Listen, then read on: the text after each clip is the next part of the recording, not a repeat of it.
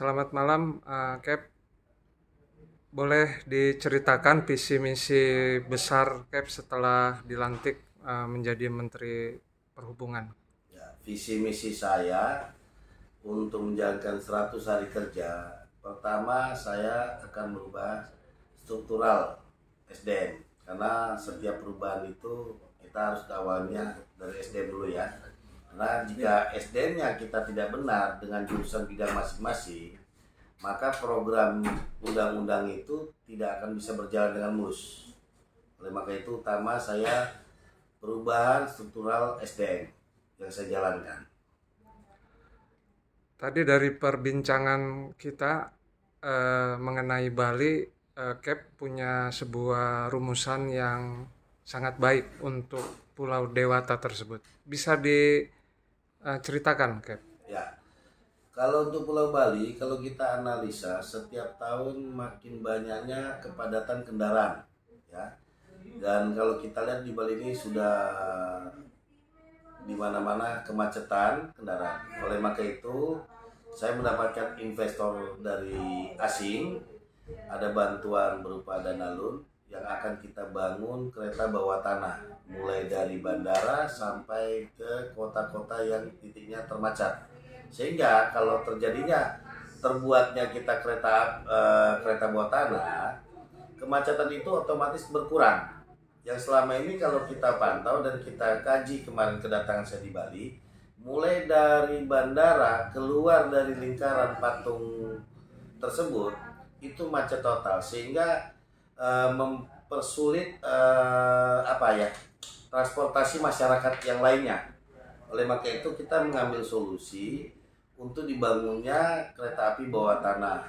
Yang beruntung juga dalam investor yang kita dapati itu, kita mendapat bantuan selama 20 tahun kita tanpa harus membayar cicilan. Sehingga kita mendapatkan keuntungan daripada bantuan tersebut, yang saya prediksi pembangunan selama 7 tahun. Setelah 7 tahun kita mendapatkan free dari 13 tahun. Oleh 13 tahun ini kita bisa membayar keuntungan benefit dari hasil kereta ini untuk membayar utang-utang yang lain, untuk pengembangan pembangunan yang lain. Jadi kita membantu Pulau Dewata menjadi baik dan membantu negara kita mendapatkan penghasilan devisa yang meningkat, gitu. Baik, satu hal lagi, Cap. Cap menaruh perhatian untuk kesejahteraan para pelaut ya, dan kereta api ya.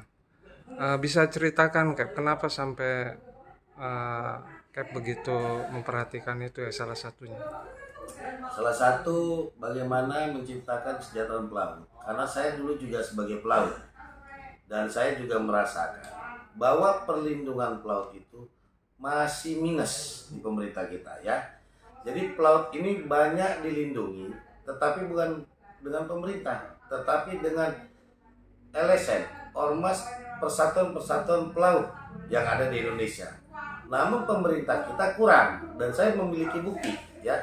Bukti akurat yang saya banyak pulangkan pelaut-pelaut dari luar negeri tidak digaji.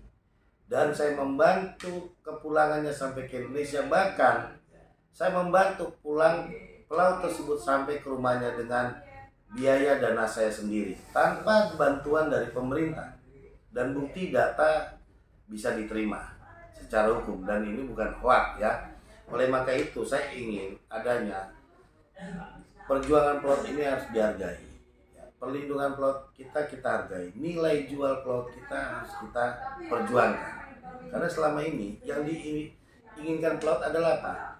Kesejahteraan pelaut, ya, perlindungan pelaut. Mereka meninggalkan rumah, artinya bertaruh nyawa mencari nafkah. Boleh diperhatikan seperti pelaut lokal. Seorang jurumudi gaji hanya 1.700.000, 2 juta, tapi memiliki sertifikat yang banyak. Buku pelautnya, watchkeepingnya, BST-nya, sertifikat yang lain tidak sesuai dengan gajinya. Nah, oleh maka itu saya akan berjuang bagaimana nilai pelaut jual kita ini naik. mata dunia, di mata masyarakat lain. Karena pelaut ini adalah kalau kita bilang pahlawan devisa ya. Tanpa pelaut, tanpa kapal, Indonesia bagaimana ingin mendapatkan sebuah investor devisa yang tinggi kalau kapal laut itu tidak berjalan. Oleh maka itu saya anggap pelaut ini adalah pahlawan devisa. Seharusnya pemerintah kita selama ini memperhatikan nasib pelaut kita. Bagaimana nasibnya? Banyak yang kejadian tidak digaji, yang meninggal tidak diurus ya. Nah, satu. Kedua, masalah kereta api. Kalau kita perhatikan, boleh dilihat kereta api Jakarta Surabaya, Jakarta Semarang, Cirebon. Karyawan kereta api itu tidak mendapatkan fasilitas seperti makan, seperti pramugari, polsusnya ya. Setiap stasiun mereka membeli makan dari luar. Tetapi di kereta api memiliki kafetaria. Nah, dari situ aja kita lihat bagaimana manajemen kereta api tidak memperhatikan kesejahteraan karyawannya. Dan mereka jauh, kadang dari pagi sampai sore sampai malam. Tetapi membeli makan saja harus di stasiun yang lama. Nah, ini yang harus kita pikirkan, mencari solusi yang terbaik untuk mesejahterakan karyawan kereta api.